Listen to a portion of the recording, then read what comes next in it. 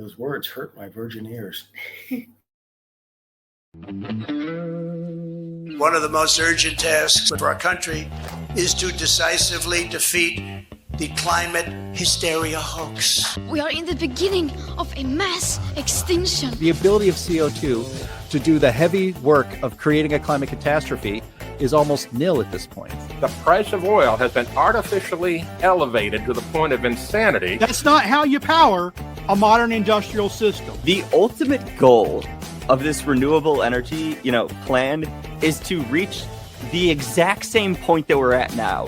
You know who's tried that? Germany. 7 straight days of no wind for Germany. Their factories are shutting down. They really do act like weather didn't happen prior to 1910. Today is Friday. That's right, Greta. It is Friday. It is the best day of the week, and not just because the weekend is almost here, because this is the day we broadcast at the Heartland Institute this show, the Climate Realism Show. My name is Jim Lakely. I am Vice President of the Heartland Institute. We are an organization that's been around for 40 years, and we are known as the leading global think tank pushing back on climate alarmism. Heartland and this show bring you the data, the science, the truth, and when we're fortunate, some very awesome guests to counter the climate alarmist narrative you've been fed every single day of your life. There is nothing else quite like the Climate Realism Show streaming anywhere, so I hope you will bring friends to view this live stream every Friday at 1 p.m. Eastern Time, and also like, share, and subscribe, and leave your comments underneath the video. All of these things that are very easy to do convince YouTube's algorithm to smile upon this program. That way the show gets in front of even more people. And as a reminder, because big tech and the legacy media do not really approve of the way that we cover climate and energy policy on this program, YouTube's channel has been demonetized. So if you want to support this program, and I really hope you do, please visit heartland.org/TCRS. That's heartland.org/TCRS. And you can help make sure that we keep bringing you this show each and every week. Any support that you can give us would be warmly welcome and greatly appreciated. And before we get started, we want to thank our streaming partners, that being junkscience.com, CFACT, What's Up With That, the CO2 Coalition, and Heartland UK Europe. So welcome to you all to the show, and I hope you will follow all of these accounts on X and become a subscriber to this show on YouTube and Rumble. And let's get started. We have a big show today, and we have a couple of very special guests. We have with us, as usual, Anthony Watts. He's Senior Fellow at the Heartland Institute and the publisher of the most influential website on climate in the world, What's Up With That? Sterling Burnett, the Director of the Arthur B. Robinson Center on Climate and Environmental Policy at the Heartland Institute. We have Linnea Lueken, Research Fellow for Energy Environment Policy at Heartland. And of course, as always, Andy Singer, producer extraordinaire, working his tail off behind the scenes to make this the best looking show on climate anywhere that you will see. But we're very happy to welcome back to the show James Taylor and Lois Perry. James Taylor is president of the Heartland Institute, and Lois Perry is director of Heartland UK Europe. And they are coming to us live right now on your screen from Budapest, Hungary. Welcome, James and Lois. Good to see you. Great to be here. Thank you, Jim. Good to see you. Yeah, thank you for having me. So exciting. Yes, I know that there's a lot to cover with you guys. You've had quite a whirlwind tour of Europe over the last week, and we're going to get into that near the end of the show. But did you notice Lois's hat? Oh yeah, what does your hat say, Lois? Make Europe great again. Yes. Has that? So you guys have been at CPAC Poland and CPAC Hungary. Is that where you got that wonderful lid? Yeah, I got it today. Somebody very kindly, a nice young man, said, I need to get you a Make Europe Great Again hat. And I said, I'd love one. And he plunked it on my head. So yeah, let's do this. It's not only a fashion statement, it's a movement. Believe it or not, there are quite a few people wearing the Make Europe Great Again hats. Mega. Yeah, mega. Yeah. And that's the theme of our main topic today is how, there's a conservative movement in Europe. You may have read that in the news. And that there's resistance to net zero. And we're going to be talking about that. And you guys are going to be talking about that for sure. Awesome. Today. And before we get started, though, just to alleviate any confusion you may have, at the bottom of the screen, it's not there now, but it was a moment ago where it had our names. Actually, she's Lois and I'm James. I know the screen says something different, but I want to make sure before you get too confused. She's Lois. I'm James. Yeah, we're not presenting as different genders. Yeah. Very good. All right. Would All right. your pronouns be he and she? There we go. All right. The fun has already started. Well, the most fun that I have on this show, and I think a lot of our viewers would agree, is we start off the show by covering the crazy climate news of the week. Hit it, Andy.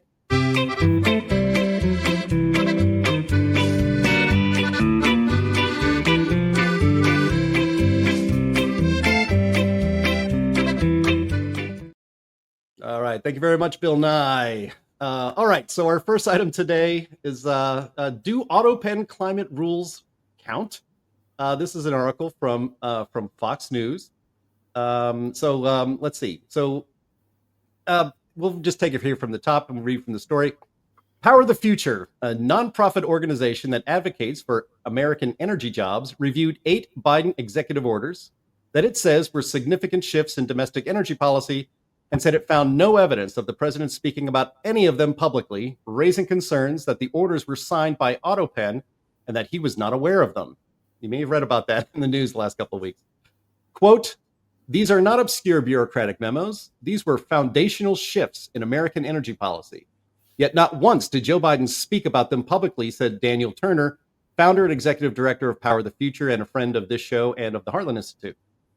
The executive orders reviewed by Power the Future include an Arctic drilling ban in 2023, a 2021 executive order committing the federal government to net zero emissions by 2050, an executive order maintaining, quote, clean energy, AI centers, and an offshore drilling ban executive order shortly before leaving office in 2025. Finding no evidence of Biden publicly speaking about the executive orders on climate, Power the Future sent letters this week to the Department of Justice, EPA, the Department of the Interior, the Department of Energy, along with House and Senate oversight committees calling for an investigation to determine who made the decisions, drafted the executive orders, and ultimately signed them. Linnea, I'm going to go to you, but I think first we can play a video that exemplifies the fact that, it seemed Joe Biden did not really know what was going on under his name, literally under his name in his administration. Andy, can you play that video for us, please? And I said, Mr. President, thanks for the moments. This is very important. I got some big national security things I need to talk to you about that I've heard and I think you know, and what do we do? But first, real quickly, Mr. President, can I ask you a question? I cannot answer this from my constituents in Louisiana. Sir, why did you pause LNG exports to Europe? I don't understand, liquefied natural gas is in great demand by our allies. Why would you do that? Because you understand, we just talked about Ukraine. You understand you're fueling Vladimir Putin's war machine because they got to get their gas from him, And he looks at me stunned with this, and he said, I didn't do that. And I said, Mr. President, yes, you did. It was an executive order 3 weeks ago. And he goes, no, I didn't do that. And he's arguing with me. I said, Mr. President, respectfully, could I go out here and ask your secretary to print it out? We'll read it together. You definitely did that. And he goes, oh, you talk about natural gas. Yes, sir. He said, no, you misunderstand. He said, what I did is I signed this thing we're gonna conduct a study on the effects of LNG. I said, no, you're not, sir. You paused it. I know. I have the export terminals in my state. I talked to those people this morning. This is doing massive damage to our economy, national security. It occurred to me, Barry, he was not lying to me. He genuinely did not know what he had signed. And I walked out of that meeting with fear and loathing because I thought, we're in serious trouble. Who is running the country? I don't know who put the paper in front of him, but he didn't know. Now, I'll just clarify for our international audience, and we have a lot of international viewers of this show. That was House Speaker Mike Johnson. He's third in line to the presidency, and he visited President Biden, and he had no idea what was going on about LNG exports, and apparently a lot of other climate stuff too. Linnea, we did cover this on In the Tank podcast a little bit yesterday. So, this is quite remarkable. Yeah, well, and I spent some time this morning trying to dig up because I could swear I had seen a clip before from Biden being snagged outside of, when he was walking outside of the White House or something. And they asked him about another one of his executive orders having to do with the offshore drilling pause or ban that he was working on. And he also denied that. And he also denied, if I recall correctly, some of the other orders that the what's the organization called again? I'm sorry, from the Fox News article. Can we pull it up? Thank you. This was all right. Well, that's okay. Anyway, Power of the Future. I was about to say powered, but that was something totally different. So Power of the Future mentioned a couple different actions and executive orders that Biden signed having to do with energy policy. And I recall multiple of those being ones that he had explicitly denied when he was put on the spot about them, not just from the Mike Johnson one. And I had a heck of a time trying to find those clips, and I still haven't been able to find them. So maybe I imagined them, but I don't think I did. He really did seem to have no idea what was coming across his desk. And I don't doubt in the slightest that he either signed things or delegated to autopen things that, his staffer walks up to him and says, here's this. Here's a short summary of what this is. Sign it. And he just signs it without actually reading it or looking at it or knowing anything about it, really. And also his brain was oatmeal the whole time he was president. So it's that. I think it's a combination of things. I think it's that he's in decline greatly. Didn't actually read most of the stuff that he was signing, and also lies. So all of those things apply in this scenario. Yeah, I want to grab onto the last statement. Lies. I think he didn't know a lot of what he was doing. I think there's plenty of evidence of that. But I think there's more than enough evidence to know that sometimes he just lied about things. Early in his administration, I think the second year, it slipped out that they were planning a natural gas stove ban, appliances and stoves. Yep. And caused a big stir. And immediately he was on the air, and Kamala Harris was on the air saying, we're not banning gas stoves. Where did you get that? That's crazy. We never do that. And within days or weeks of them being very publicly on the air saying that they weren't doing that, they issued a rule that basically banned most gas stoves, except for, wealthy celebrity chefs. They can afford the most expensive ones, but for most people, gas stoves would have been banned. And I don't think he didn't know that his administration was working on that rule. I think he just lied about it because it was unpopular and they were getting a lot of blowback. Yeah, I like the comment from Kaiwan F8, the Costanza rule. It's not a lie if you believe it, right? Exactly. Who knows what he believed? Can I just ask the question? So who do most Americans believe was running things? If Biden didn't have a clue, if it was the autopen, who do most American citizens believe was running the show during that period? I'm just interested from an English perspective. Well, I can't speak for everyone, but my opinion is probably committee. Okay. I think staff or committees more than any particular individual, but I know that some people believe differently. There is no 97% consensus on who was running the so basically the equivalent of our civil service, you're saying we're running the show and pushing their own agenda? I've heard Obama holdovers were doing it. I've heard his wife was doing it. I even read recently that Elizabeth Warren was doing it. So I don't think there's anyone is certain.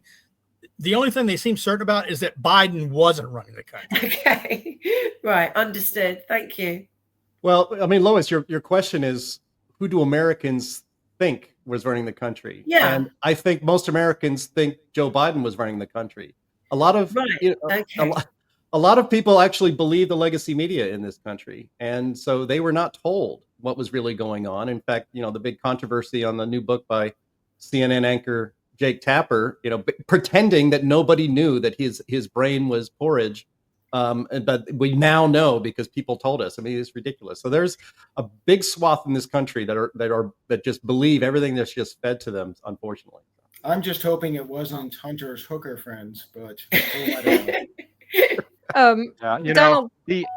unfortunately, it seems that President Biden has given a whole new meaning to non compos mentis, because, I mean, it's a shock to everybody that well, you know, it's not a shock to some people, obviously, but it was a shock to a lot of people that he was so completely out of it that he had no idea what he even signed, and then goes on to deny it.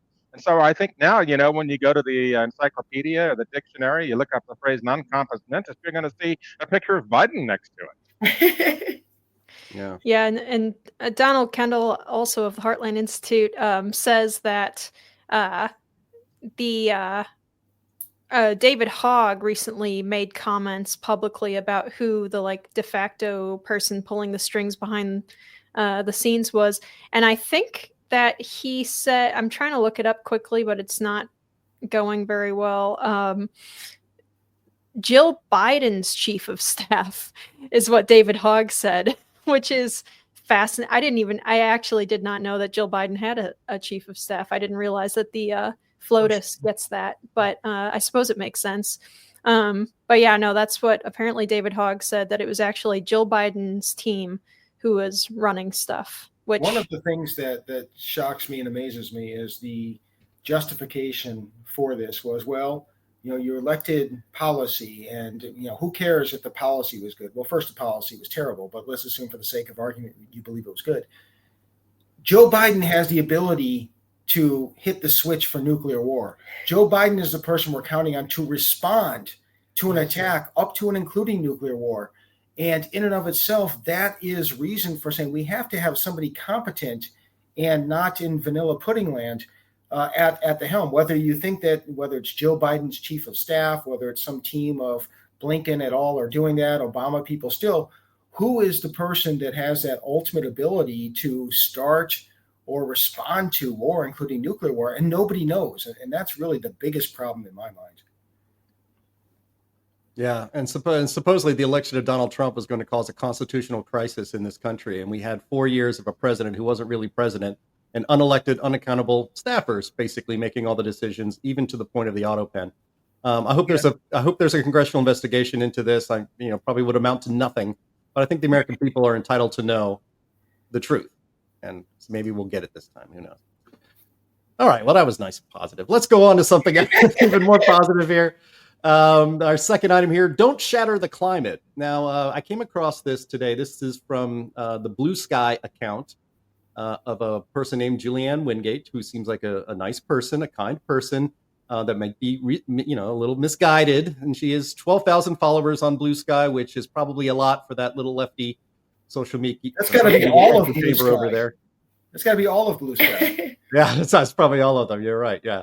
And so I just want to go through some of these things. I think it exemplifies kind of why this show exists. And so she shares a Blue Sky post and says, "Don't shatter our climate. Do not shatter our climate!" Exclamation point. And she has a slide in here that says, here's the plot. 97% of the world's scientists conspire to create an imaginary environmental crisis, only to be exposed by a plucky band of billionaires, senators, and oil companies. And then the responses underneath it are actually pretty indicative of this mindset as well.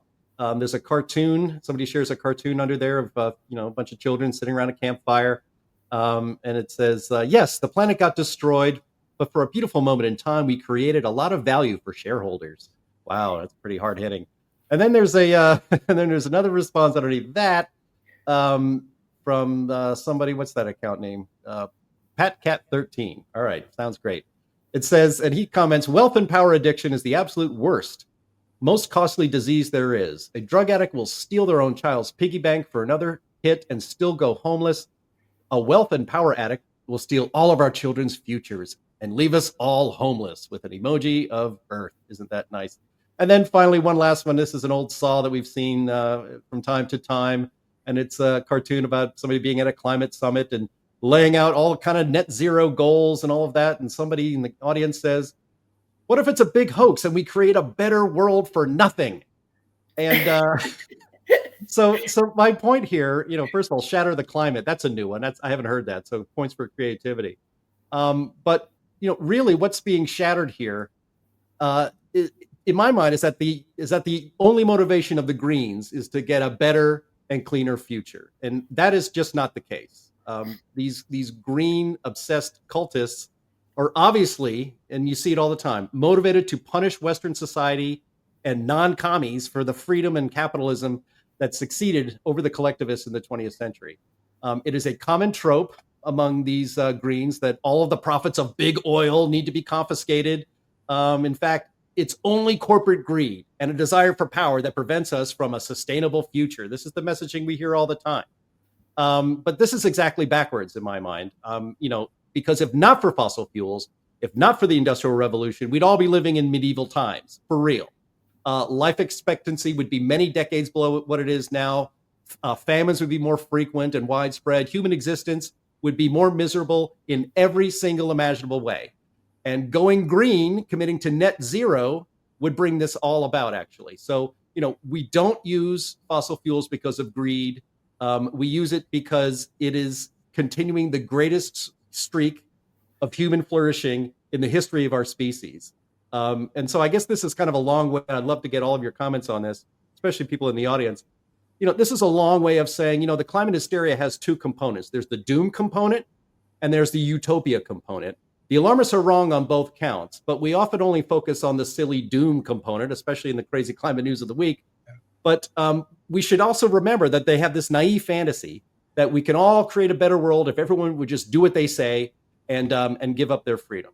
So that's it. I've had my say. What say you guys? Well, I'd say in the UK, we came up with a phrase that's probably been used in the US before, but I talked quite a lot about big green. Everyone's talking about big oil, demonic big oil, but big green is actually a much more sinister prospect, because whereas with oil and gas and fossil fuels, as you correctly just stated, it creates wealth, it creates safety, it creates security for people. Big green is totally reliant on our money, taxpayers' money, to actually work. So we've got lots of examples in the UK at the moment of offshore wind farms and things like that. They pulled, the companies have gone bust because the subsidies have been reduced and various other things, because without taxpayer money, there's no such thing as renewable industry. There's no such thing as green. I'd say that big green is a massive money laundering communist exercise, and that's why I'm fighting. So I'm agreeing with you 100%. We often do have agreement on this show. Well, not always, but sometimes we often do.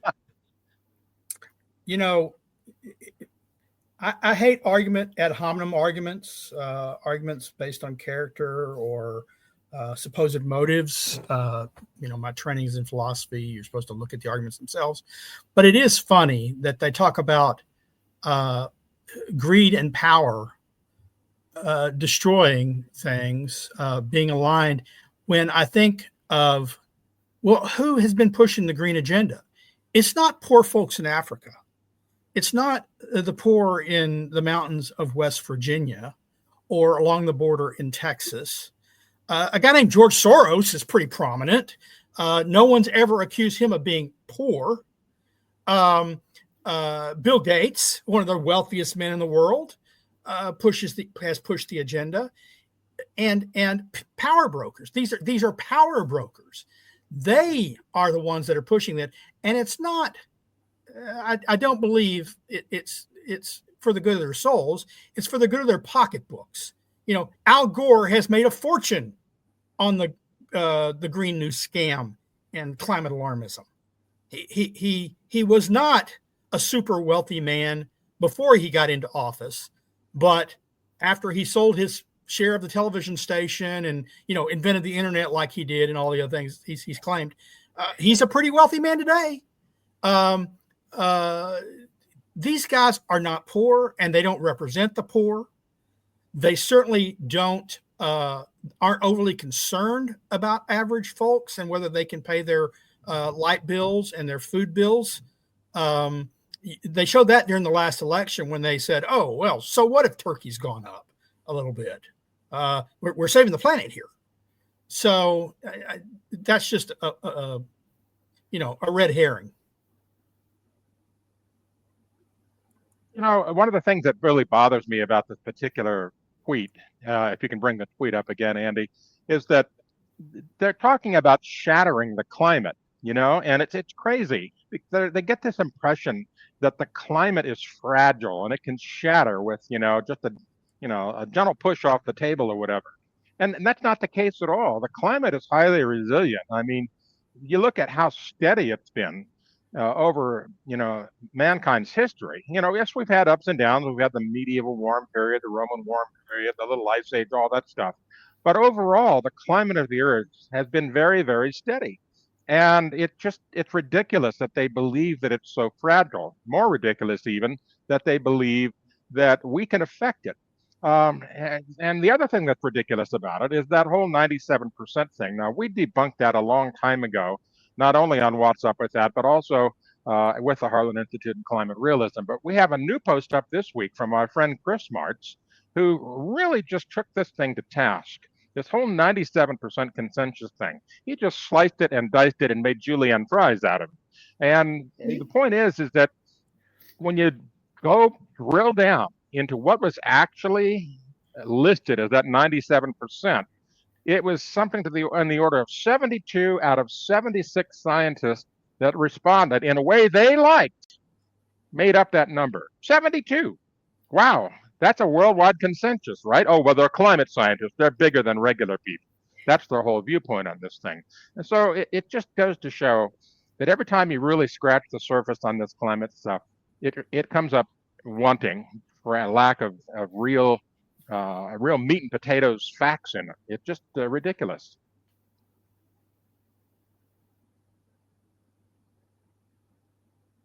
Jim, you're muted. What do you look? Gosh, I pulled a Jim right in the middle of my hosting. I did it again. Good grief. All right. Yeah, I'll just to tie a bow on it, but it's just this idea that there's a utopia in our future if we would just stop using fossil fuels, and that needs to be. It's important to debunk that as it is all the other bad science and bad policy that is out there, because it's just not true. Unimaginable misery would be the result if they got their world the way they wanted it tomorrow, and that needs to be mentioned. So, all right. Lots to cover, so let's get on to another one. This one is a little bit more fun, I think. This is Climate Clergy Streams the Sads. This comes from our friend Charles Rotter over at What's Up With That, and he writes, "It's not often one encounters a spectacle so rich in irony and unintentional comedy that it practically writes its own parody. Yet here we are, watching the, quote, Weather and Climate live stream, WCL, unfold, a 100-hour marathon of hand-wringing and bureaucratic bereavement that makes the average opera look stoic. Launched with all the solemnity of a state funeral, the WCL is the alarmist answer to QVC. Instead of selling miracle blenders, they're peddling fear and nostalgia for a heyday of bloated climate budgets and heaping spoonful of international self-pity. The official pitch, a, quote, nonpartisan event dedicated to educating the public about the catastrophic consequences of proposed federal budget cuts to climate research. The reality, a long, monotonous group therapy session for government scientists afraid their gravy train has hit a fiscal cul-de-sac. The pageantry of this live stream is nothing short of remarkable," Charles Rotter writes. With a tone oscillating between funeral dirge and telethon, they've assembled a lineup of federally funded forecasters, former agency heads, a token youth activists, to warn of a future where hurricane forecasts are slightly less precise, unless, of course, Congress acts now to restore their budgets to previously unchallengeable levels. It's like watching a PBS pledge drive hosted by Chicken Little and Greta Thunberg's ghostwriter. Now, Anthony, this is posted on your website. What's Up With That? Did you check this? Did you check out this little telethon of misery? And perhaps you could even address again the idea that Americans are at risk unless every single cent that was previously spent on climate stuff is spent again. Now, I did watch it for a little while. I also looked up the list of participants, and the list of participants was a who's who in climate alarmism, with the strange exception of Dr. Michael Mann. Perhaps they couldn't afford his fee. I don't know.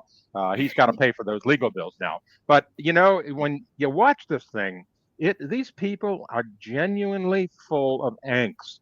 They believe that we're on the road to hell in a handbasket when it comes to the climate, and the future is dire and grim, and if we don't do something, we're all going to die. I mean, literally, it's the mindset of these people that are participating and watching this. It is a mass delusion of an epic scale going on here, and these folks just simply are beside themselves trying to figure out a way to stop this. Unfortunately, they have no control over it, thankfully, because the money is being pulled out from under them.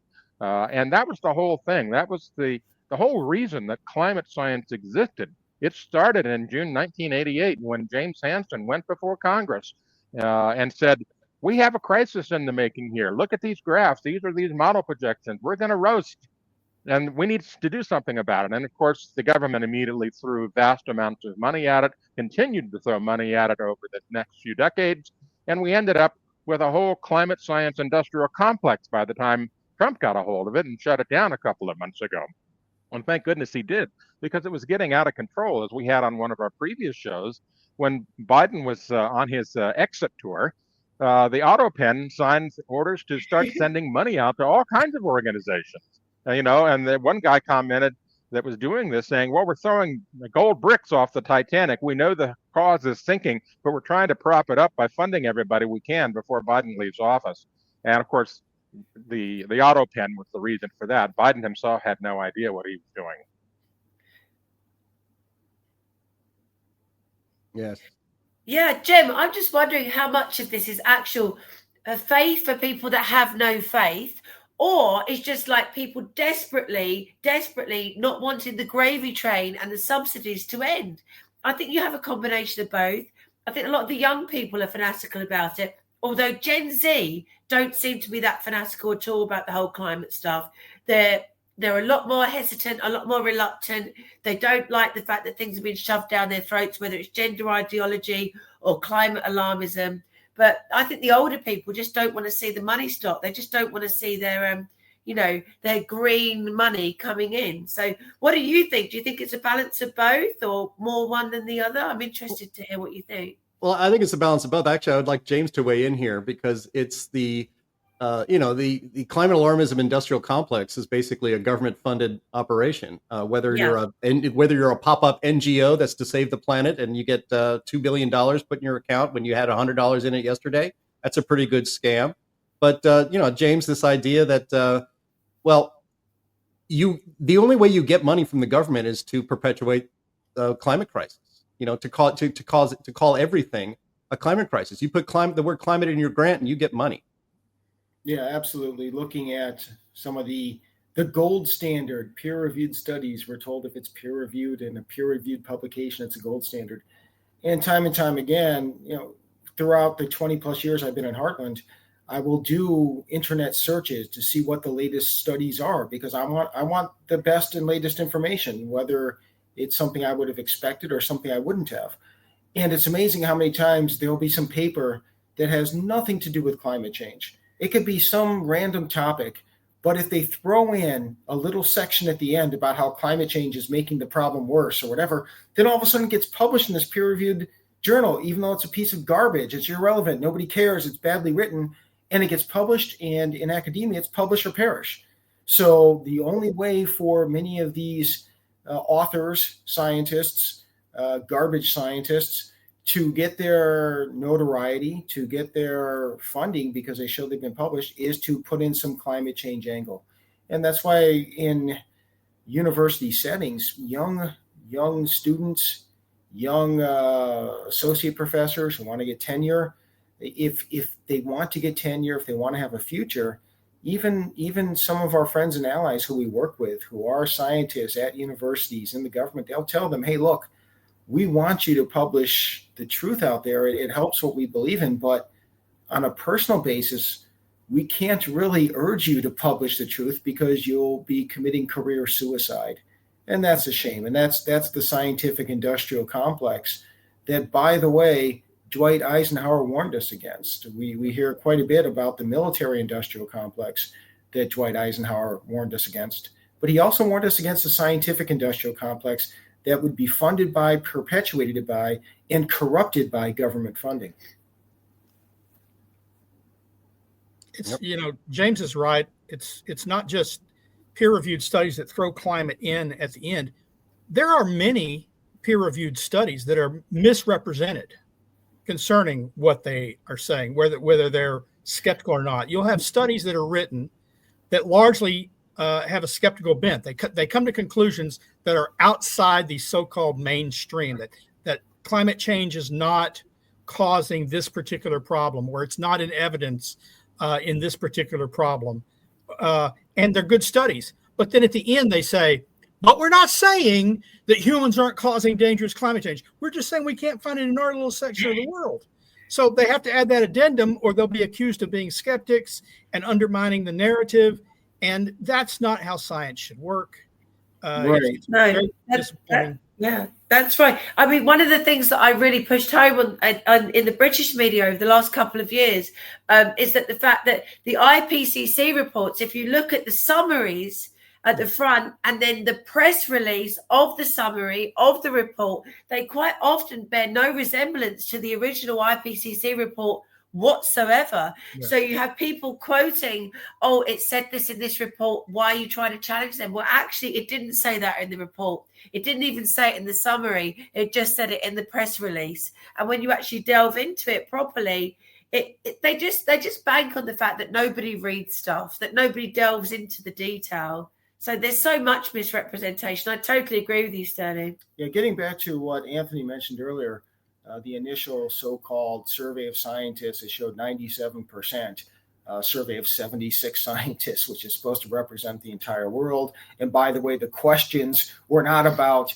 the extent of the so-called climate crisis. It was simply, has the Earth warmed in the past century? Have humans played some role? Well, I mean, I think skeptics would say yes to those questions, and they get lumped in with the 97%. So to Sterling's point about how they misrepresent the studies that are published, one of the first follow-ups of that first 76 scientist survey that they tried to validate it with, what they did is they said, oh, well, first of all, these were people with dogs in the fight. These were climate activists who they said, well, we read and evaluated papers that were published in the peer-reviewed literature and found out if they agree with us or disagree. And in our opinion, 97%, coincidentally enough, agreed with us. Well, then you looked at the papers that they cited. Some of them were by, for example, Willie Soon. If any of you know Willie Soon does not believe in a climate crisis. But they read his study to say that Willie Soon believes in a climate crisis. And then most of the studies that they said agreed with them would be something like, okay, well, according to the UN IPCC, because of global warming, we're going to have a 30% decrease in precipitation. So we looked at what would happen if 30% decrease in precipitation, what effect it would have on forests. Well, they didn't make any independent finding that we're causing a climate crisis. They're saying if we just take, just for the sake of argument, what some people tell us to believe. So again, they misrepresent the media, the climate activists misrepresent the literature that's out there. As skewed as it is in the first place, that's not good enough for them. They have to then misrepresent the skewed literature. Yep, 100%. Well, that's many such cases. What's that? I said many such cases, and the thing that's especially annoying is, as we mentioned earlier, the number of people who just tack climate change on to whatever study they're trying to get funded, just as kind of like a little funding grab. It pretty much guarantees they go to the top of the pile in whatever field they're in. I think it was Sterling, you talked about a while ago, a study on the effects of deforestation on rainfall in jungles in South America, and their study had absolutely nothing to do with climate change. It was all land use changes, but they mention in the abstract, human-caused climate change is going to cause all these things according to the IPCC or whatever it was, and then they proceeded to talk about none of that for the rest of the study. I was on stage with a climate scientist at a debate in San Antonio, who was technically who was set up as being on the other side of the debate from me, and he told me in the ride in from the airport, because he said I was a little surprised that they did this. He says, he was an agriculture scientist, and he said, because I really don't think humans are causing dangerous climate change, and my research doesn't show it. He says, but what I've learned is that when I put out a proposal for funding to groups, if I throw climate change in as a possible danger that I'm going to look at, I get the funding. So he did a study. He did research on the decline of ice and snow on some mountains in Mexico. And he actually had a hypothesis. It was that They changed farming practices. They were farming higher up. They'd ruined the land below. They started farming higher up the mountains. It's slash and burn agriculture, and that was putting soot into the air that was falling on the snow and causing the melt because the temperatures at the top of the peak had not changed. But when he sold it, he says, looking into the climate dangers causing the shrinking of ice caps in Mexico and how it could affect farming. He got his funding, but then he came back with the conclusion that it had nothing to do with climate change. So they have to know how to play the game if they want to keep their funding. But even when they're honest, they get misportrayed. Yeah. Well, if they have to do a Jerry Lewis Labor Day telethon to continue funding climate alarmism instead of taking it out of my pocket, I'm all for it. All right. Let's move on. This is a really fun one, and Sterling, you'll be teed up for this one. I titled it "Do Cows Dream of Electric Grills?" And some of you definitely get that joke. This is a lively piece that we found by a guy named Mike Miller over at Red State, and he writes. The headline of the piece is "Taxpayer-Supported PBS Implores Americans to Abandon Fossil Fuel Grills." Mike Miller writes, "We climate destroyers can't seem to do anything without the climate scolds trying to suck the fun out of every bit of life, either by attempting to guilt shame us or by shoving their climate-friendly alternatives down our throats. Memorial Day weekend presented a perfect opportunity for the ever-pretentious climate catastrophizers of taxpayer-supported PBS to press Americans to kick their, quote, fossil fuel grills to the curb in favor of climate-friendly electric grills." And this story that he quotes came from National Public Radio's Climate Desk correspondent Jeff Brady, who writes, "Electric grills are a climate-friendly option to fossil fuel grills. Summer grilling usually starts with filling a propane tank or buying a bag of charcoal briquettes, but some people are ditching these fuels for a more climate-friendly electric grill. Just before dinner, Stoyo Kachev wheeled his electric grill across his family's backyard patio to an electrical outlet, plugged it in, and hit the power button." I mean, who doesn't start Memorial Day weekend that way? Really paints a picture, right? It's as American as apple pie. All right. We continue on. Quote, "You can choose whatever temperature you want," Kachev says, setting it to 500 degrees Fahrenheit on the digital display. So you see it's at 152 now, and it'll take about 15 minutes to get to 500. Wow, what great technology. On the menu that day were two family favorites. We're making some Bulgarian short ribs, and we're going to make some Vietnamese pork belly. She and so said his partner, Don Ngem. Also all American foods, by the way. Oh, absolutely. That's your Memorial Day grilling. It actually sounds pretty delicious. I'd like to try that. So, but anyway, they said that the reason they switched to electric grill was for convenience. But that's enough from NPR's Climate Desk, which we can hope will be defunded soon. But a recent they did note in the story that a recent survey showed that 10% of Americans own an electric grill. Now, one, I don't believe that number.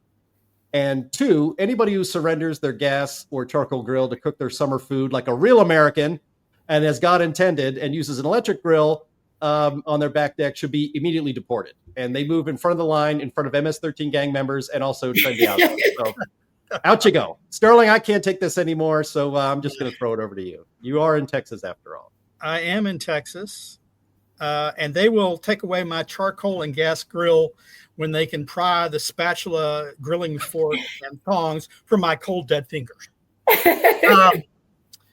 Look, I honestly didn't know there were such things as electric grills until I saw this story. And I commented on that, and someone said, "Oh, no." And then they showed me the George Foreman grill, and I said, "Oh, well, I have one of those, but that's an indoor substitute for a grill. Not really a grill, but sort of like a grill. It's a hot plate. It's a hot plate with ridges and a drain. And so maybe the 10% includes all those indoor grills, right? But I looked into it. About 60%, 50 to 60% of grills are gas grills. If you know anything about Texas, we like our natural gas grills. We also like our charcoal grills. I have both. I have a gas grill. I have a charcoal grill with an associated smoker. the other 30% are charcoal grills. About 10% are electric. Didn't know that. Or there's some pellet grills, and then there's electric. Like I said, I didn't know they were electric. The electrics are, I guess, useful if you live in a condo or an apartment and you can't grill legally on your deck. That happens. The condo I used to live in did not allow grilling on the deck. I will confess now, 22 years, they can't get me for it. I had a small charcoal grill that I did grill on the deck sometimes. But I looked into it. And so there are outdoor electric grills. And I kept thinking, okay, do I want a rechargeable battery grill near my pool where water is being supplied?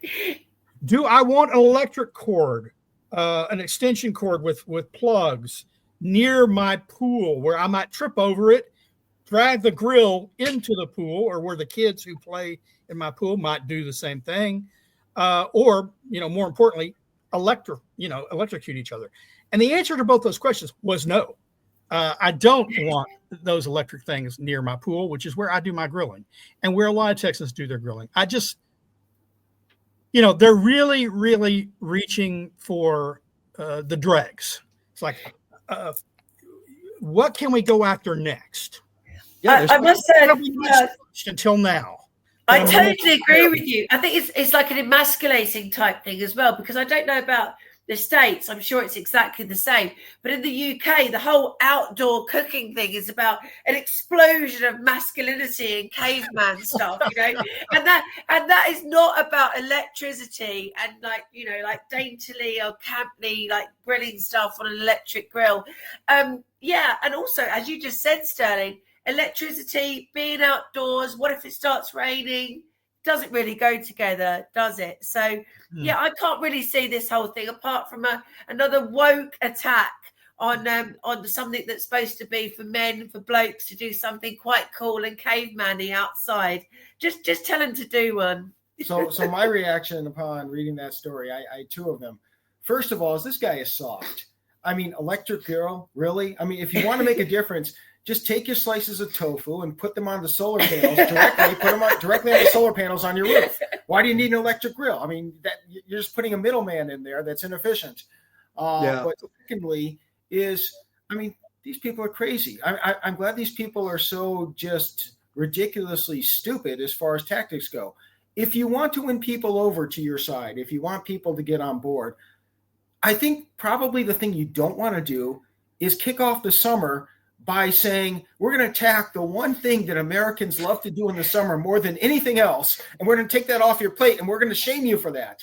What a bunch of morons! I'm glad they're so stupid. I'm thinking there's one thing that I very much adore my little Weber kettle grill for, other than just generally grilling out in the summer and stuff, and that's during hurricane season.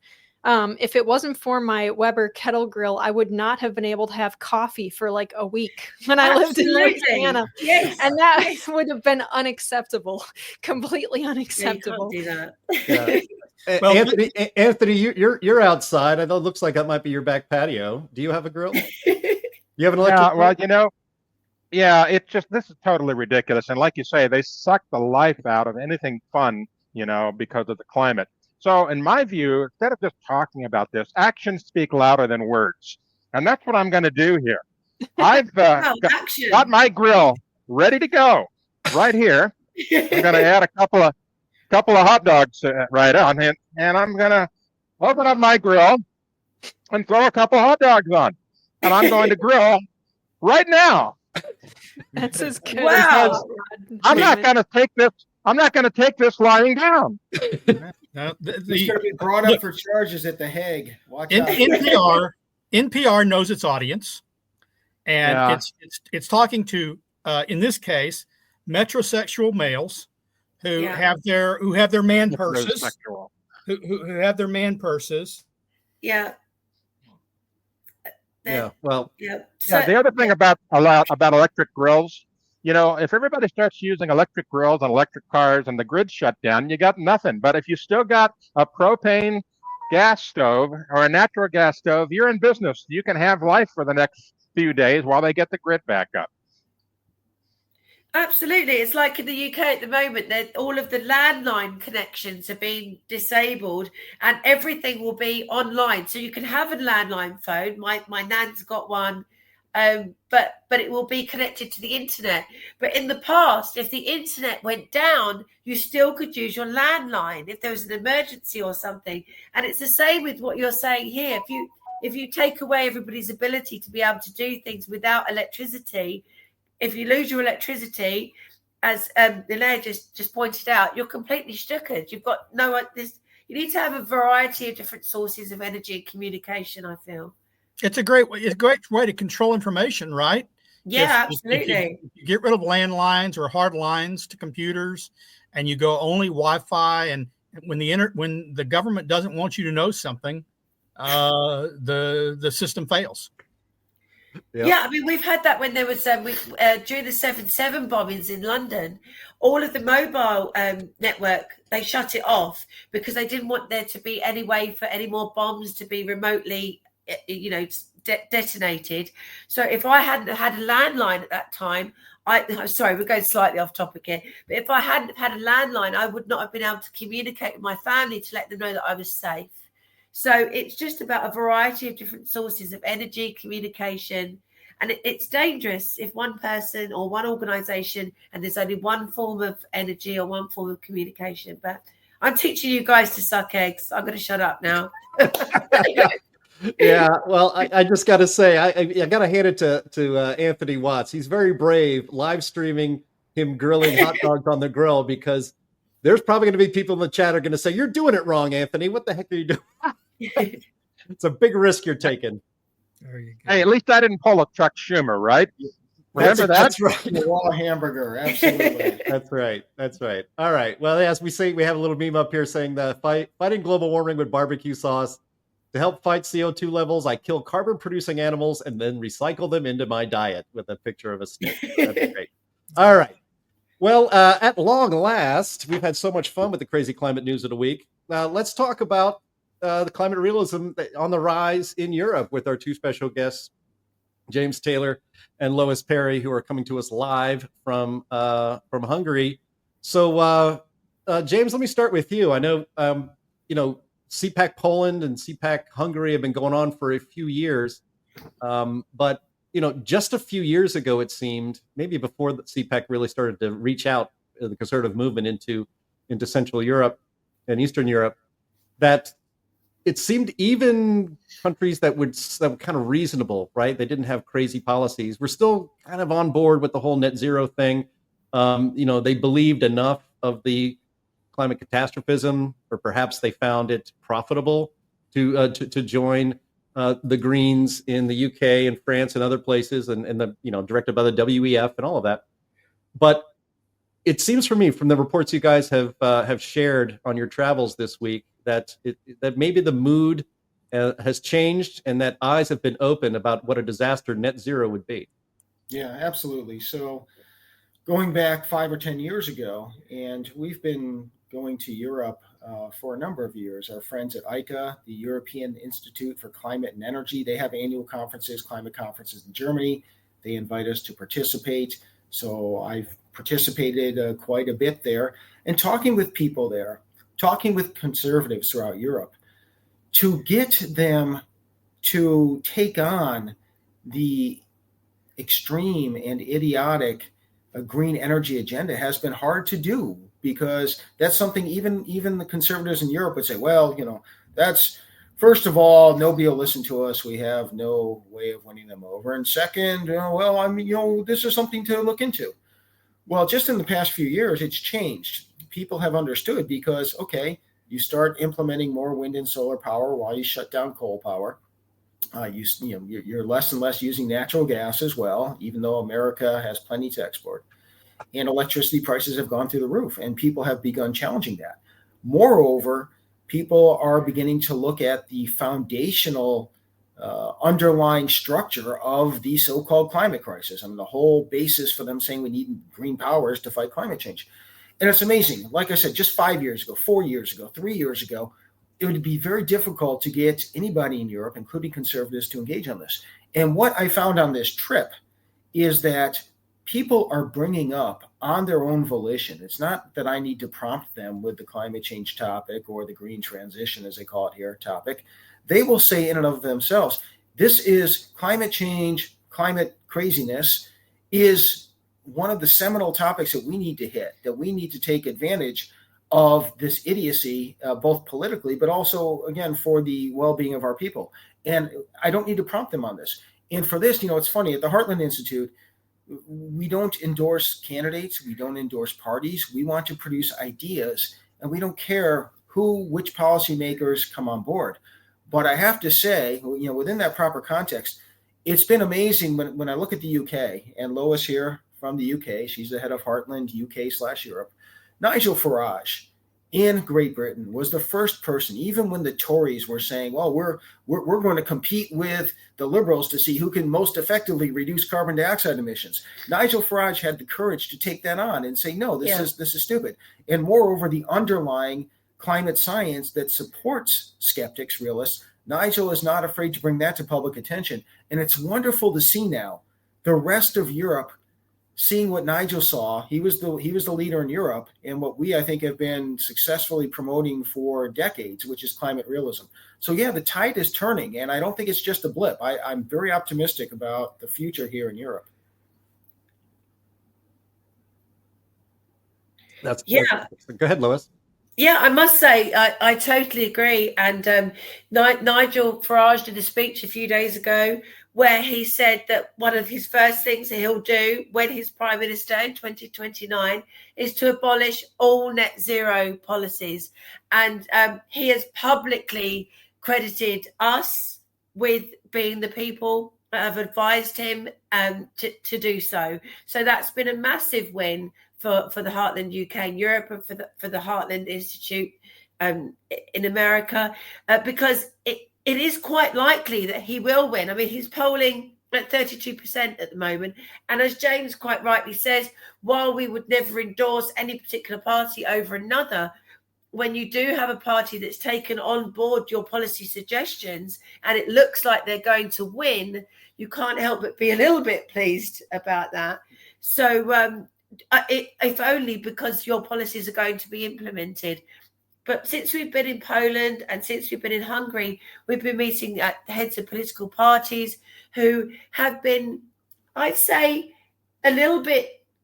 Today he said, in Poland, people are still a bit funny about talking about net zero, but they've got the confidence and the courage from seeing what's gone on in America and the UK to actually say, no, we're going to fight this. We're going to challenge the science and we're going to challenge the ideology behind it. And we've made some extraordinary progress in Poland and Hungary and some massive connections. And I'm flying out to Italy the week after next to meet with hopefully Giorgia Meloni and very senior politicians on our side of the argument. So there's definitely a feeling in Europe that they can take on this net zero zealotry and that they can win. And they're inspired by America and they're inspired by the United Kingdom. Yeah, and another illustration. 2 years ago, then Prime Minister of Poland, Mateusz Morawiecki, to his credit, he asked me to come to Poland to meet with him in a very small group of his advisors and me to discuss energy and climate policy. And the fact that he invited me to come out and carved out time, it was more than an hour, which I'm told was unheard of to get that much time with him. But he wanted the best information. He saw the Heartland Institute as providing that. But when really nuts and bolts were put to the test here, he said, look, I agree with everything.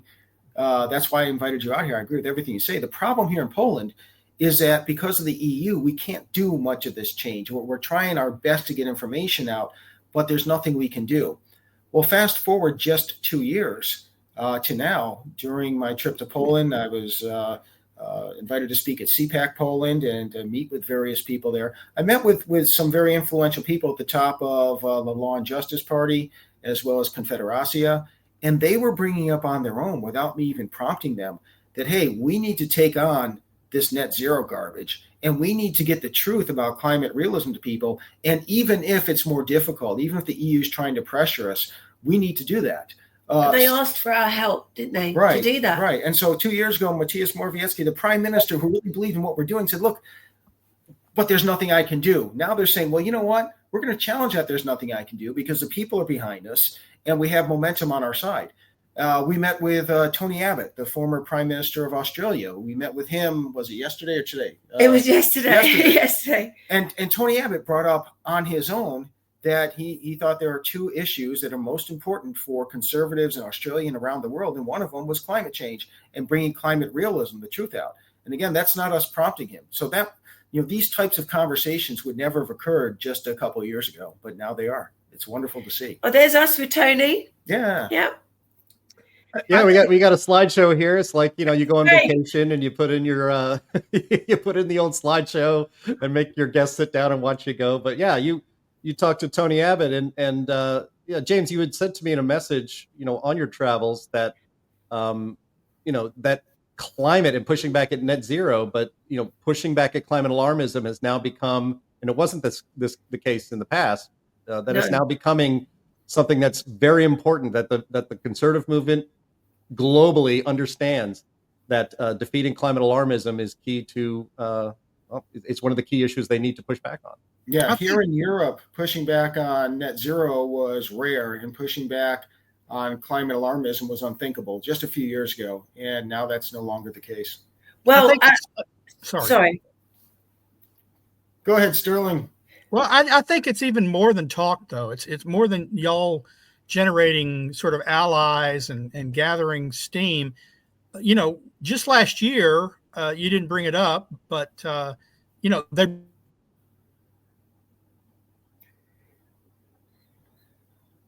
Oops. Sterling has run afoul of big tech censorship moderators. On a green energy bill in the EU Parliament was about to take place. They brought you over there. You talked. You gave them a talk. You explained the situation. The Hungarians changed their vote, and it was defeated. We're actually having an impact on policy. It's not just, we're all starting to generate this skepticism and being willing to talk about it. No, you're absolutely right. Yeah, and one of the things that they've asked us to help them fight back against is the Green New Deal, the Green Deal that the EU has presented to them, which basically for the Polish farmers, we met with them. The union, the Polish Farmers Union called Solidarity, which is a massive political movement. And they said that they're being forced to accept grain that's coming in from the Ukraine, which does not meet any of their standards, which is very, very cheap and which is flooding their markets. And they can't compete against it because the regulations that are being put on them by the EU are so extraordinarily restrictive that they're losing control of their own markets, that they said that they were able to protect their farms during communism, but they're unable to protect their farms from the Green Deal that the EU is presenting. And they want our help, not just alliances and little chats, but they want our active help to fight against this. They see this as scarier than living under communism. They really do. Yeah, and like you said, James, these topics, the topic of climate has come up organically or from them. In the past, you've had to go to Europe and convince them that climate alarmism is a danger to freedom in Europe, and now they bring it up to you. You said that was one of the two issues that Tony Abbott, the former Prime Minister of Australia, mentioned to you out of his own volition, that climate was one of them and multiculturalism was the other. Yes, aggressive multiculturalism.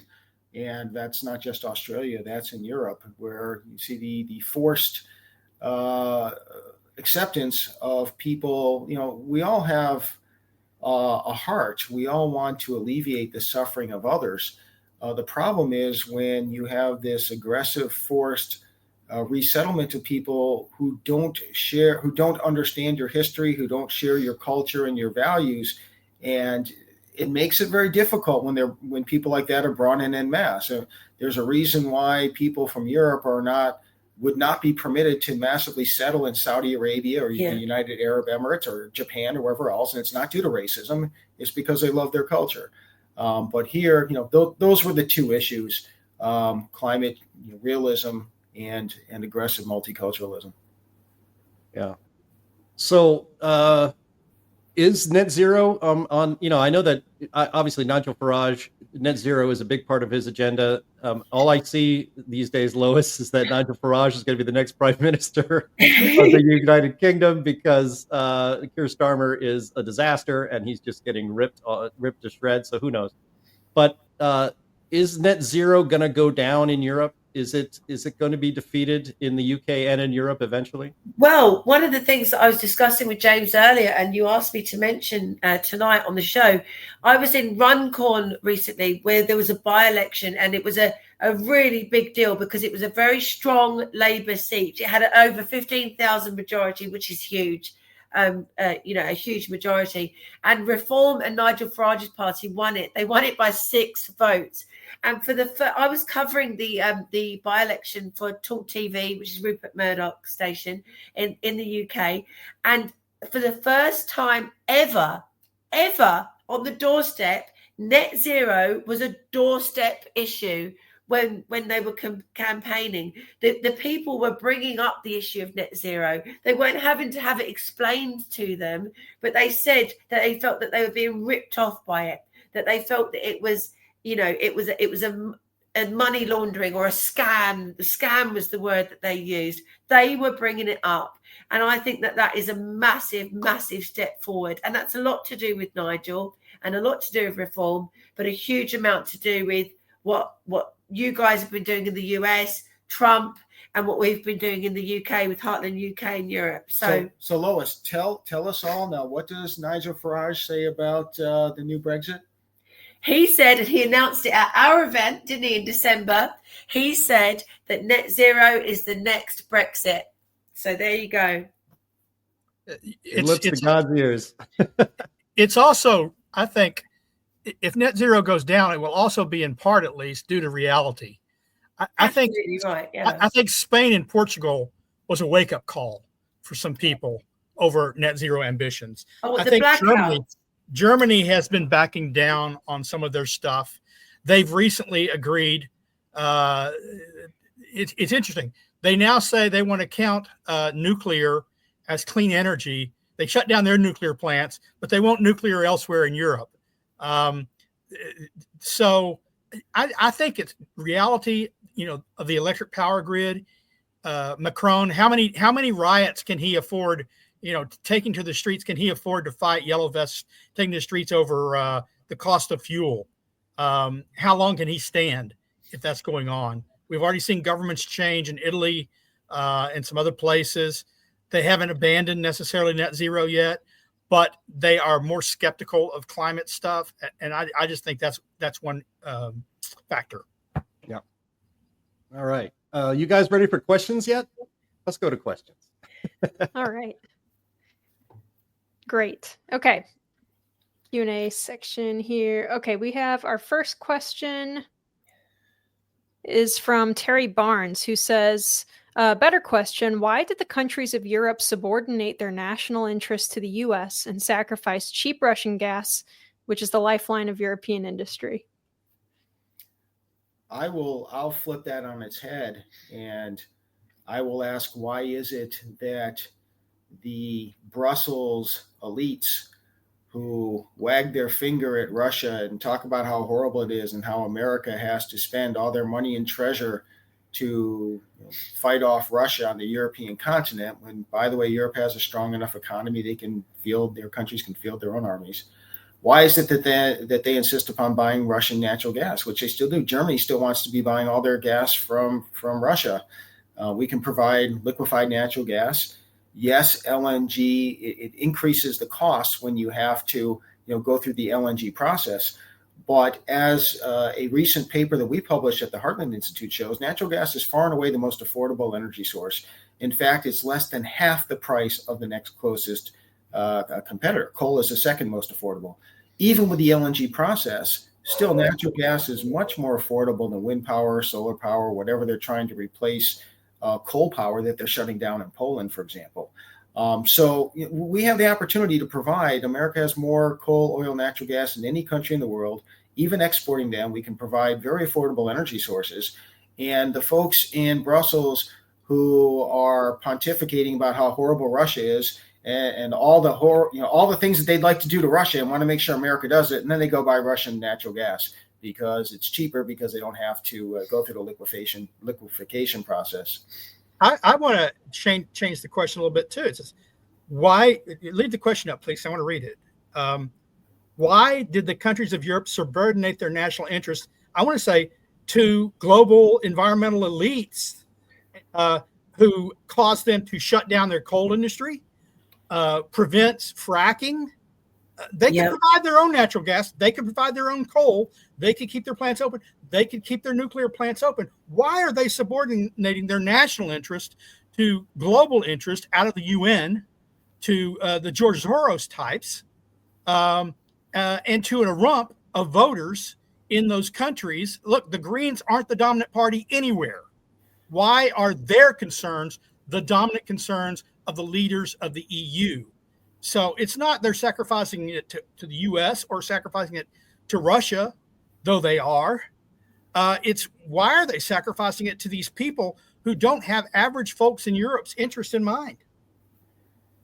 Yeah, and if Germany wanted to, for its own economic condition, say, look, we're going to overlook Russia's aggression, Russia's tactics of attacking hospitals and schools and whatever else, and we're going to buy least expensive Russian gas, so be it. But at the same time, we have German politicians, we have Brussels that are so insistent that the United States sacrifice our treasure, put our troops on the line, sacrifice quite a bit to defend Ukraine, when you can make a very good case that Ukraine is the victim here and should be getting assistance. But why is it that America should be doing it? Germany doesn't do it and then buys Russian natural gas. By the way, Jim, thank you, or Andy, thank you for putting up the chart with the prices. That was from our affordable, reliable, and clean study that we put out. And this is data taken from a 2022 peer-reviewed study. This is, look, if you're going to power your grid with these very sources, let's just power it with natural gas, or let's power it with coal, let's power it with biomass, and we're going to apply the full system levelized cost of electricity. In other words, if you're going to put in place all sorts of new wind turbines or solar panels that cannot be built, like natural gas or coal power plants can be built almost anywhere, right near cities. For wind power, solar power, you have to build all sorts of new transmission lines that are very expensive because the wind doesn't typically blow or the sun doesn't shine best near Detroit. So here's how much it would cost. And you can see natural gas is far and away the most affordable energy source. Coal is easily second most affordable. And look at wind and solar power. For people who say, we often hear this in the media, the propaganda, oh, wind and solar are now cheaper than conventional energy. And they never cite any data. They never cite any studies. And just like with global warming, when everyone knows global warming is we're all going to die because of it, you hear it enough, they think that if they say it enough, people will believe it. Wind power is 7 times more expensive than natural gas. Solar power is more than 10 times as expensive as natural gas. It's right there. You can find the study on our website, heartland.org. All right, awesome. Okay, we have this good question from Michael Johansson, who says, will a tour come to any of the Nordic or Scandinavian countries? Do you guys plan on going up north? I don't know, boss. Are we going to any Scandinavian countries? James Taylor in Norway, live. We'll take a look at that. We have some good friends up there who do a great job. Clintel does a fantastic job.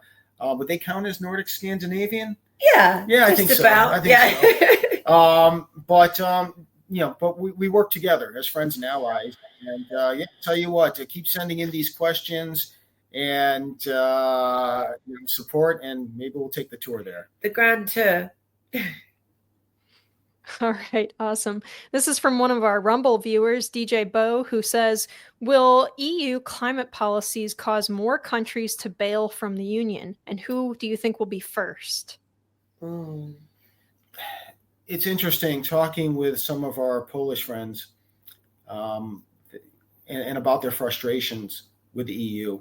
They say, look, Poland joining the EU has been more beneficial than harmful. Being a part of that entire economy, getting the benefits of integration. And then even, with or without NATO, implicitly kind of the collective security. But people are getting more and more fed up with how you have the Brussels ruling class socialist elites that are dictating to Poland and other countries pretty much the same policies and in the same manner that the communists did behind the Iron Curtain. Except worse, they're saying in some ways. Yeah, so there is talk, and they say for the first time there is legitimate talk about a Polish exit, about other countries in Eastern Europe. Yeah, we're coming up with the acronym. But there's a real chance for that. And if it happens, it's going to be the Brussels elites shooting themselves in the foot because they think that, they have the arrogance that they can do whatever they want. And it doesn't matter what these previously independent countries think.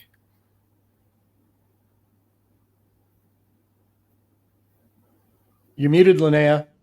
You pulled a Jim. Yep, I sure did. It's because my dog is barking again. This show happens to air at the exact time that the mailman does rounds in my neighborhood. So it's just awful timing for my my very annoying dog. Okay, so let's see. This is a question. I'm not sure. I'm going to pitch this at Anthony because I'm actually not sure if any of us know the answer to this question, actually. Our friend Chris, or Archie's mom, asks, our friend Chris Packham has said that the seas around the UK are 5 degrees warmer than in the 80s. Is this true?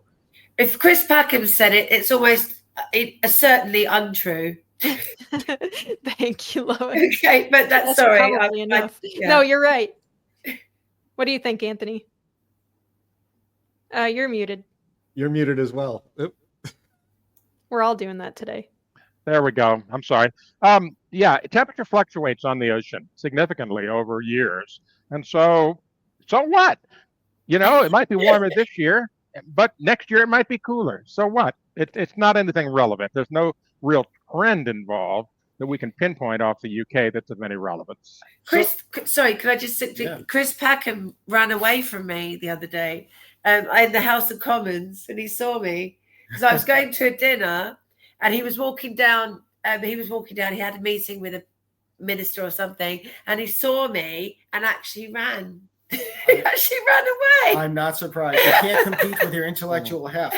For a minute.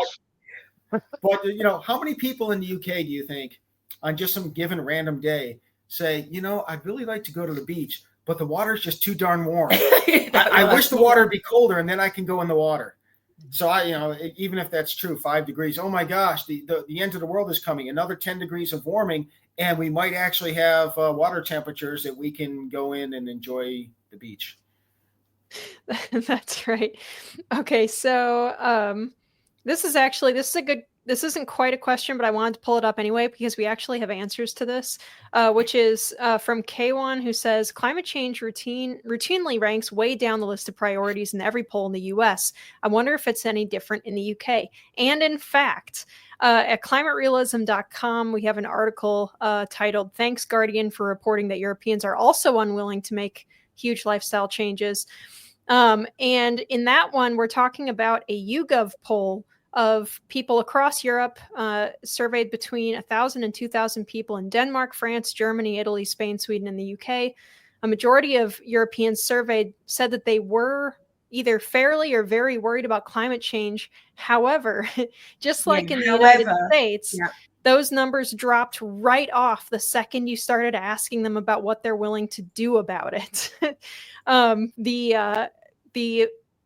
The more the Guardian reports that the more a measure would change their lifestyle, the less they support it. They're very into ideas like planting trees and using fewer single-use plastics. But when they were asked to do things like changing their meat or dairy intake, which I'm sure would be very unpopular somewhere like France, it crashed off pretty hard. Let's see, the elimination of meat ranked 10% of people in Germany said yes to that.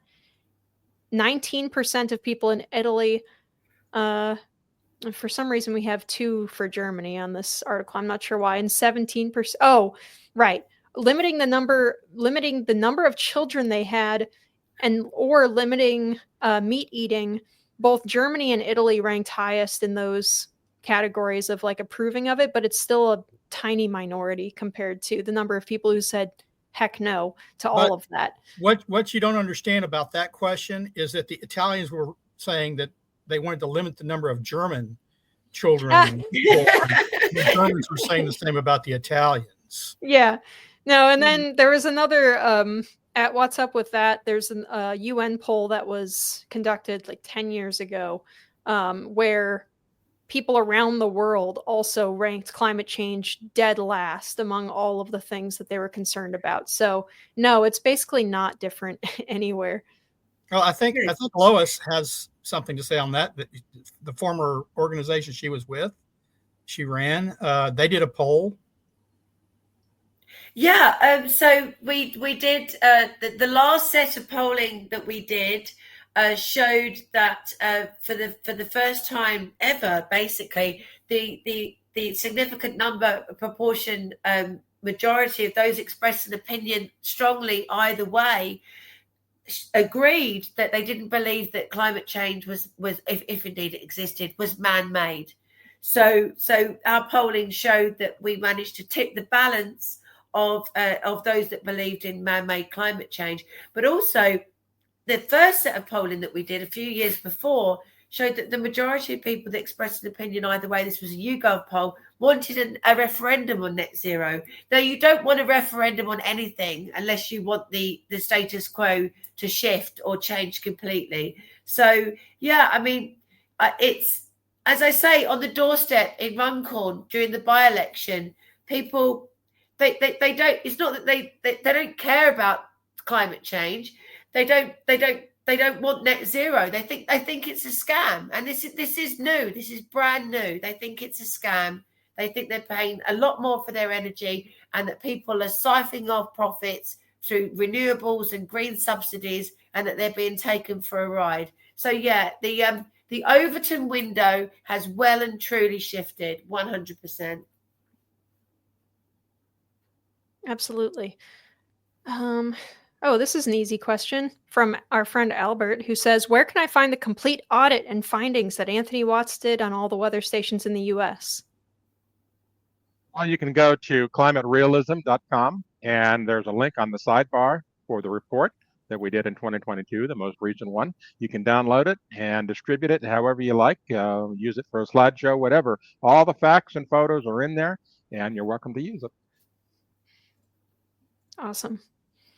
Okay, this one's a bit more energy related. From Andrew Godridge, who says, Canadian oil sands described to Ann Coulter by Ezra Levant as fair trade coffee of the world oil industry. True or false? That's kind of hard framing, Andrew. But without more context, I really don't know why he's saying that it would be the fair trade coffee of the world oil industry. That it's not using slave labor or something to extract, then yeah, but that would be correct for all North American oil and gas products. So I don't really know. Do any of you know more of the context of that? Yeah, I don't get the question. Nope. Okay, then we will move on. If Ann Coulter were as prominent as she used to be, we would all know that. All right. K1 says, when are people going to realize that the locus of power resides in Davos, not Brussels? James, got any comment on that? Or disagree? Yeah, no, I don't disagree. You have in Davos, that's where you have all of the woke millionaires, billionaires, the governments that are subservient to such elites, like the Biden administration, like Obama. For them, it's, oh my goodness, if Bill Gates is for this, this is my star power. If Jay-Z says something he likes, this is our star power. So Davos is where these kind of self-professed or people who have the goal of being the ruling class without being elected, an end run around democracy, put together their ideas. And unfortunately, the leftist media, policymakers, the government institutions that are largely run by the left, the deep state, that's where they look to. That's the cutting edge of what's coming down the pike from the left. So the locus of power, does it reside in Davos or Brussels? I think it begins in Davos, and then it gets implemented in Brussels, and from time to time here in the United States. They work together. Yep. This is a good question that just popped up from Val Nightlily. Any predictions on what the global elites will do when they realize the majority of people in the West no longer believe in climate catastrophism? Another pandemic. Well, in my talk at CPAC Poland, I felt compelled. Normally I'll talk about climate and energy, and I was on a panel on stage that we did talk about that. So that was good. But for my keynote address, where I got to choose the topic, what I talked about was how, it's amazing that you have the leftist globalist elites that'll call anybody who challenges them the modern day fascists, the modern day Nazis, the totalitarians. But what you see time and time again, for example, free speech, it's the left that wants to censor and criminalize people who engage in what they refer to as hate speech or disinformation. In other words, anything that the left doesn't agree with. It's the left that's taking away our rights to freedom of assembly. Just last year, they shut down a public forum with Nigel Farage, the leader of the most popular party in the UK, and Viktor Orban, the democratically elected president or prime minister of Hungary, and they called it, dangerous for public safety. It's the left that has prosecuted Marine Le Pen and said she can't run for power in a democracy. She cannot run for the leadership of France. Trump. They have in Romania, they've said that the two most popular candidates, one after another, cannot run for an election. In fact, they canceled an election because they're about to lose. Yeah, Donald Trump would be sitting in prison right now and for the rest of his life, if not for the election coming when it did. So what it boils down to is this. The globalist elites, the socialist ruling class, they will stop at nothing to keep their grip on power and to aggressively impose their vision, their totalitarian vision. And it's amazing. They talk about the growing grassroots conservative movement as a modern day Nazis and fascists and totalitarians. They are the ones that engage in that time and time and time again, whereas the grassroots conservatives are the ones standing up for freedom. And I'll tell people in Europe, I'll say, look, they'll label you that. I know it's not true, but also always keep in mind, freedom is primary. Freedom comes first. That's what defines us as conservatives or as libertarians, the freedom movement. And unfortunately, the global elites, they will, without hesitation, impose whatever totalitarian tactics they can to advance their agenda and their hold on power. It's very frightening. Yeah, the global elites are using newspeak from Orwell, right? Freedom is slavery. Because I've been called a fascist, I've been called a Nazi, I've been called all sorts of things. No one's ever called me a communist. But I always point out when I'm called that, I said, in what sense? I don't believe in the government controlling speech. The fascists did. I don't believe in the government controlling the economy.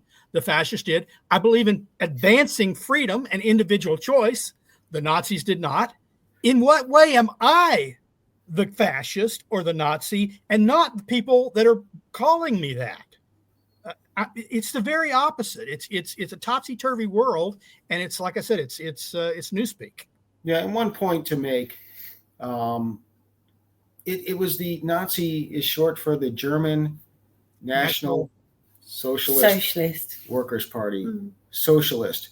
Adolf Hitler, how he became a Nazi, started a Nazi movement. Shortly after World War I, the German army assigned him to go and eavesdrop on a meeting of the socialists in Munich that they thought might be a threat to the government. Adolf Hitler attended, and he was mesmerized. He loved what he heard. He became a socialist. He quickly rose to leadership in the Socialist Party. What he did was, for his hatred of the Slavs, he did not want to be subservient to Moscow, where the international socialist movement was. So he created the German National Socialist Workers' Party. They deliberately referred to each other pointedly as comrade. When Hitler and Stalin made a pact to invade Poland that started World War II, it was because they had the mutual interest of taking down the capitalist nations of the West. And the only reason why two reasons really why Hitler turned on Stalin. One is because he hated the Slavs almost as much as he hated the Jews. And so he could not stomach working with and giving equal share, equal power, equal amounts of land to Stalin. And second, just his own narcissism and wanting to take over the world. The Nazis were at their heart socialists, and they remained that way to the end. They controlled the economy. You could not create a business, industry could not function without the Nazis' approval. It was state-governed, state-run. Whereas conservatives, it's exactly the opposite. It was the Nazis that banned free speech. It was the Nazis that censored free speech, just like today's leftists are doing. It's the Nazis that criminalized opposition parties and said people cannot run for office. Again, it's what the left is doing. When they try to make that claim, and even many conservatives fall victim to this. Well, we have to be careful, though, about these European conservatives because they're the modern day fascists. They have those fascist Nazi roots. And in Europe, it was just 40 years ago. Well, now I guess it's 80 years ago. Just 80 years ago that they were saying the same thing. No, they were saying exactly the opposite. Don't let them defame the modern day grassroots conservative movement by labeling them as such. And I can say it's not just that I emphasize it when I speak here, but I don't need to emphasize it because when I talk with policymakers from Austria, from Hungary, from what's called the German right, from Poland, freedom is a word that they are using more than any word I can think of. Yeah. They're fighting for freedom. And that's what the conservative, libertarian, blending together that is now the free market, the freedom, because it's not just the free market. That is the freedom movement in Europe. Awesome. We love a James Taylor rant when we can't get a James rant. James Taylor rant as well. And I'll just mention that James did give a fantastic speech at CPAC Poland, and you can find it at Heartland's YouTube channel. It's very easy to find there. Alrighty, here's a science question for us real quick. I'm gonna pop this up on the screen from Nude, who says, do you agree that current Antarctic ice growth is due to more rainfall? Could it be that Antarctica foreshadows a coming cooling? I think he means snowfall. Yeah, I don't think there's Antarctica not really any that often for rain. Yeah, it gets some rainfall up on the northern part of the peninsula on occasion, but most of the time it's snowfall.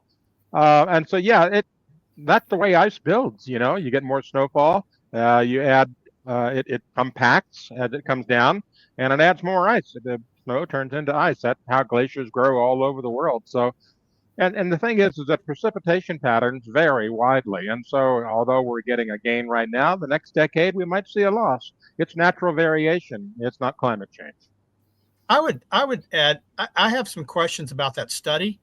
Not that there's some gain going on, but all the headlines were, this is the first time in decades. This is the first time in decades. Oh, decades, the Antarctica has been declining. Well, I'm sorry.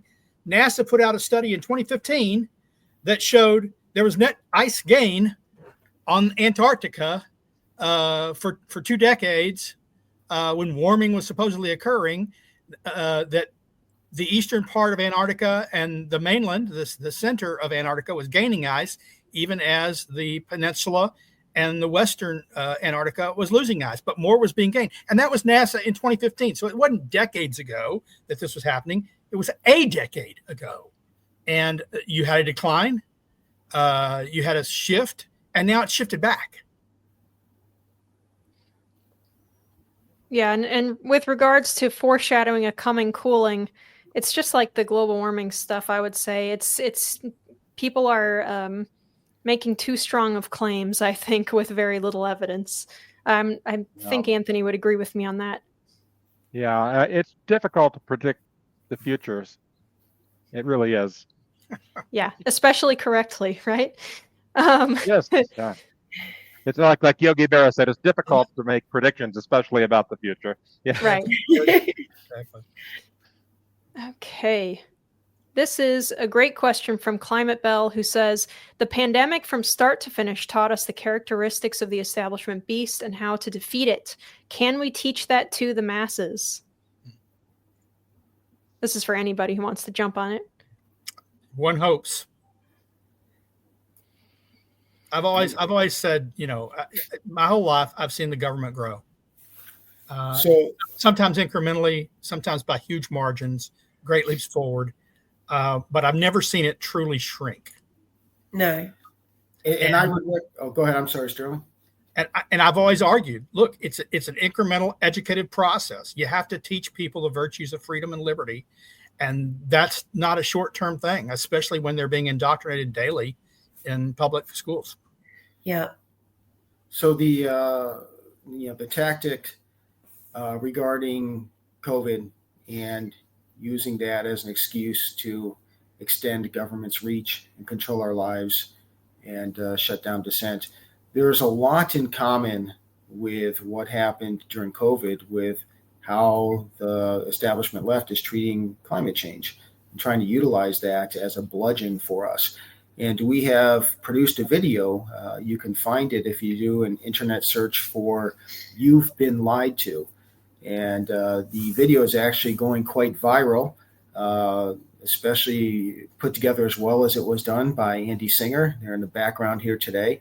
But check it out. And it's short, it's pithy, but it does present just how the two are related in the sense that this is the way that the leftist elites have tried to take away our freedom. Yeah, and I would say, to a certain point, I'm not entirely sure that we beat the establishment beast during the pandemic. We certainly held ground in a lot of areas, but it was pretty bad. I mean, people seem to forget already that they were like filling in skate parks with sand and stuff. Yeah, it was pretty crazy. That they were telling people, despite a pretty clear injunction in the First Amendment of the Constitution, that they couldn't go to church on Sundays. You couldn't gather at your church and worship freely. But I feel that if the pandemic hadn't happened and people hadn't started questioning the science, in inverted commas, that actually maybe we wouldn't. I'm not saying that I wanted it to happen in any way whatsoever, but I'm just saying that people started questioning all the science is settled after the pandemic, including climate science. I've found that people are much more open to hearing about climate skepticism, challenging orthodoxies, challenging things where you're not allowed to talk about things because it's settled. And, if you do, you're a denier or an anti-vaxxer or whatever. But it did open people's minds up to challenge things more generally. And that, I feel, has opened up the net zero debate. I really do. Absolutely. All right. Very important question from K1. Ketchup or mustard on the hot dogs, Anthony? Mustard.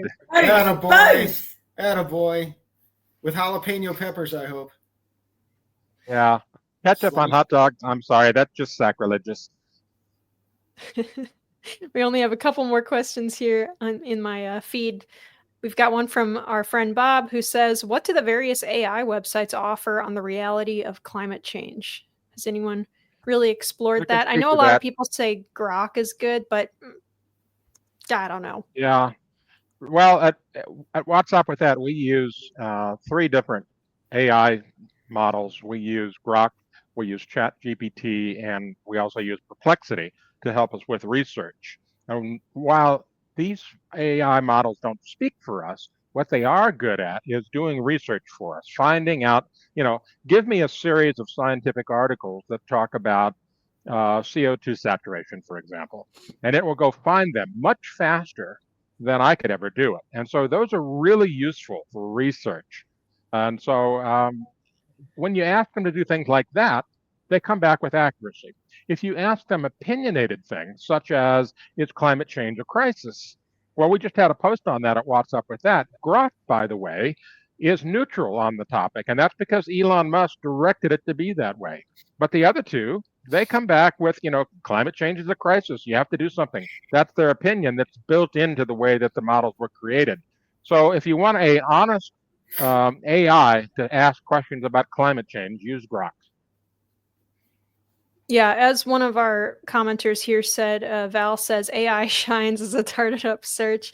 That seems to be right to me too. Asking it for whether or not something other than very basic things are true or not seems to be a waste of time, because it will kind of be wishy-washy, and it depends on what they're pulling from too. The like Google search AI, I would not depend on for almost anything ever. It's been like extreme, or even the one that pops up at the top of the screen on Brave, I would not depend on for anything, because it is very wrong, and it seems to hallucinate is what the word that they use for it. Like, it just, if it can't find things with the words that you use to describe it, it will just make something up that sounds kind of right. And often quite incorrect. So always double check the sources that it links to, because often it'll just make something up and then give you a source, and that thing it made up is nowhere in the source. It made up a statistic on the number of earthquakes the U.S. has had so far this year that I saw this morning, and it just pulled it out of thin air. And I kept trying to get it to tell me where it got it from, and it was like, I don't know, you find out. Now you got me scared, because that does sound like the machine actually thinking. No, well, I'm just going out and grabbing data that's out there. It sounds like it's actually making stuff up, and that sounds like a human being. Well, it's not. It's just that it's a computer, like, trying to answer. It's answering your question, even if it doesn't have information to answer it from. That sounds like people. I hear people like that all the time. Oh, what do you think caused your car to explode? I am feeling much better, Dave. I am completely confident in this mission. Here's a question from a viewer on X. Rants from Alaska asks, do you guys have thoughts on the BBB about the climate cuts? So this would be the big, beautiful bill that just passed the House. The more, the better. It did not go far enough, but we'll take any gain that we got. Brilliant. Nothing else? We don't have any specific favorites from that one? I think we do. We did a whole show on it last week, didn't we? Yeah, we did. Actually, yeah. Rants from Alaska, you can watch. We had our main topic, I think last week, was on it. As Sterling said, it probably didn't go far enough. It seems to kick the can down the road quite a bit on a lot of it. But maybe it wasn't built to do that this time. Anyway, yeah, I'm hearing the music, so I think I'm being kicked out. Yeah, it's like the playoff. That was subtle, Jim. That was very subtle. Well, yeah. Thank you, Andy, producer extraordinaire, for doing that. It's like the Oscars. They play the music and you gotta go. Well, we're off to an event now, aren't we? Where are we going, James, with the team? Yeah, there's a CPAC event. I forget the name of the restaurant. It's in my text messaging, but it's the big fish that we were invited to. So we're feeling. And I'm going to remove the hat. No, there you go. Oh no, actually, no. I'm going to put it back on.